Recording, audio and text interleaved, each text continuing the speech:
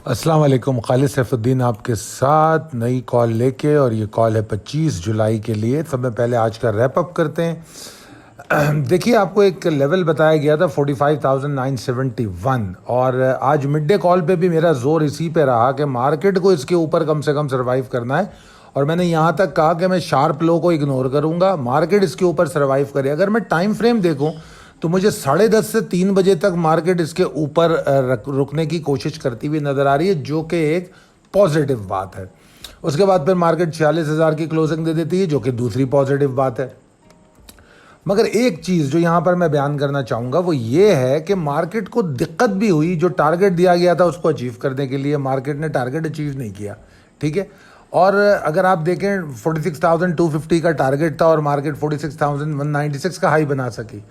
फिर अगर आप ये भी देखें कि ये जो हाई है ये सुबह प्री ओपन हाइप का है। उसके बाद मार्केट इनफैक्ट अगर देखें तो शायद 46,050-80 से ऊपर जा ही नहीं सकी। तो ये भी चीज़ देखने में आई कि दिक्कत हो रही है मार्केट को ऊपर की तरफ जाने में, गो के मार्केट नीचे भी नहीं जा रही। दूसरी नेगेटिव बात जो हमने देखी वो ये थी कि 25% वॉल्यूम गिर गए। हालांकि दो स्टॉक ऐसे थे जिसके वॉल्यूम निस्बतन बहुत ज़्यादा थे, मतलब कंपैरेटिवली, क्योंकि यूनिटी को हमने देखा था कि सुबह मेरे ख्याल में 15 मिनट में वो 1 करोड़ से ऊपर आ गया था।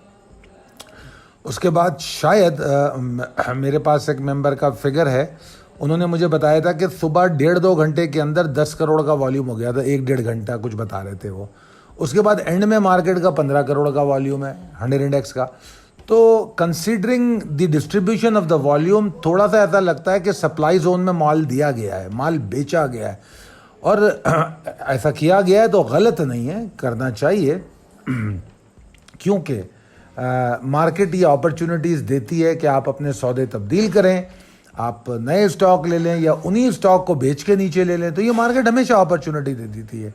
और अगर मैं मिड डे कॉल में मैंने ये बात भी कही थी कि मुझे मार्केट की परफॉर्मेंस पे कोई एतराज़ नहीं है, क्योंकि डिस्ट्रीब्यूशन ऑफ वॉल्यूम पे तो मैंने बात की, मगर अगर आप परफॉर्मेंस ऑफ स्टॉक की बात करें तो बहुत सारे स्टॉक्स इस मार्केट में परफॉर्म कर रहे थे। कुछ स्टॉक ने ज़रूर पॉइंट में कमी पैदा की, मगर ओवरऑल अगर आप देखें तो टॉप वॉल्यूमर में अगर मैं पहले 3 पेज देखूं तो मुझे ज़्यादातर गेनर्स नज़र आते हैं, लूज़र्स नज़र नहीं आते।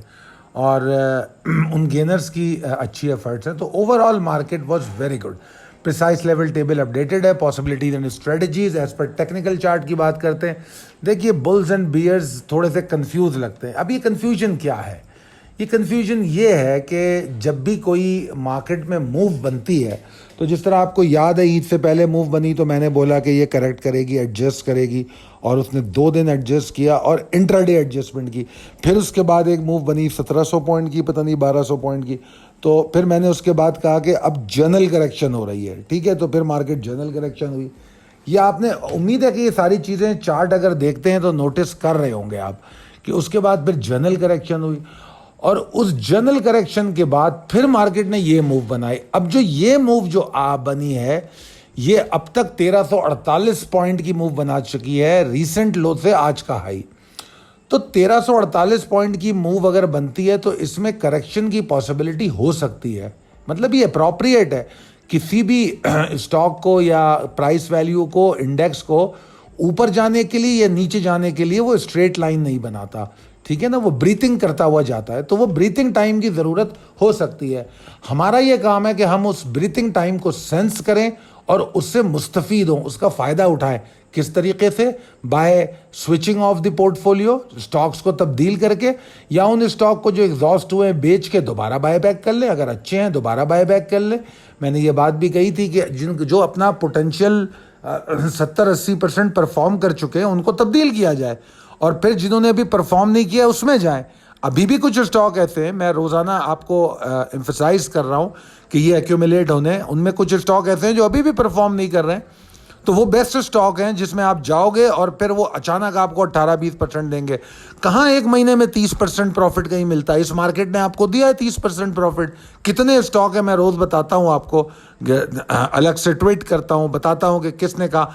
आपको कल बैंक अलफला की मिसाल दी थी। तो बहरहाल अगर आप फोकस हैं, स्विच करेंगे तो यू कैन डू दैट।